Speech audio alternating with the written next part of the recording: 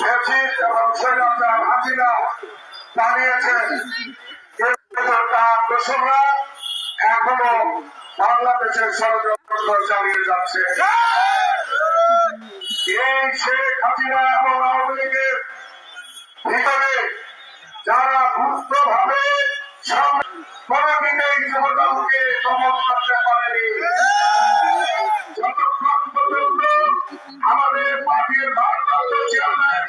তারেক রহমানের নির্দেশে বাংলাদেশের মানুষের যতক্ষণ ভোটের অধিকার ফিরিয়ে আসবে না, বাংলাদেশের মাটিতে যতক্ষণ গণতন্ত্র ফিরিয়ে আসবে না, ততক্ষণ